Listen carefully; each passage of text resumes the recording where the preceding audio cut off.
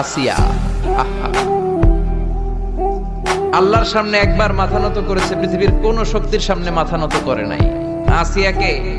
আসিয়া এবং ফেরাউনের finance minister, অর্থমন্ত্রীর বিবি লুকিয়ে কালিমা পড়েছে, সাইয়েদনা মূসা আলাইহিস সালামের উপর ঈমান এনেছে। ফেরাউন শুনে দুইজনকে ডেকে নিয়ে আসলো। অর্থমন্ত্রীর বউয়ের সাথে দুধের বাচ্চা, বলল দুইজন নাকি ঈমান এনেছো লুকিয়ে লুকিয়ে, এক আল্লাহরে ছাড়ো, আমি ফেরাউনরে সেজদা দাও। এরা বলল জীবন যাবে কিন্তু ঈমান যাবে না, জীবন দিব কিন্তু ঈমান দিব। প্রথমে ধরলো অর্থমন্ত্রীর বউকে, তাড়াতাড়ি আমার পায়ে সেজদায় লুটিয়ে পড়ো। সে বলে না, জীবন যাবে ঈমান যাবে না। বলল তাই নাকি, দেখি তোমার ঈমানের কত পাওয়ার। জল্লাদরে বলল কড়াইয়ের ভেতরে আগুন গরম করো, তৈল গরম করো, দুধের বাচ্চাটারে টেনে নিয়ে তেলের মধ্যে ছেড়ে দাও।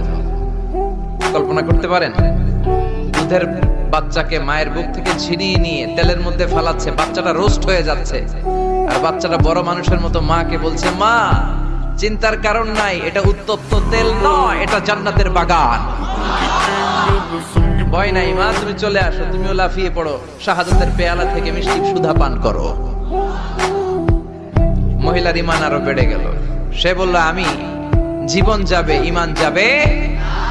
ফেরাউন বলল তোর ঈমান কত আমি দেখে নেব। এই মহিলাটাকেও উত্তপ্ত তেলের মধ্যে ছেড়ে দেয়। বাকি রইল ফেরাউনের বউ আসিয়া। আসিয়ারে ফেরাউন বলল, আসিয়া এক আল্লাহর ইবাদত ছাড়ো, আমারে সেজদা দাও। আসিয়ারও এক কথা, জীবন দিব ঈমান দিব। ফেরাউন বলে, আসিয়া তোরে উলঙ্গ করব, বউ হয়েছিস, আই ডোন্ট কেয়ার। হাজার হাজার মানুষের সামনে নিজের বউকে উলঙ্গ করলো।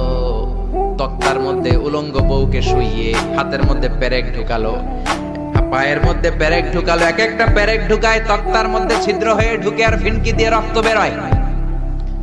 আসিয়া চিৎকার মারে। ফেরাউন বলে তাড়াতাড়ি আসিয়ারে তেলের মধ্যে ফেল। আল্লাহ বললেন জিব্রাইল যা, জান্নাতটা তুলে নিয়ে আসিয়ার চোখের সামনে ধর, আমার আসিয়া জান্নাত দেখে দেখে যেন আমার কাছে আসে।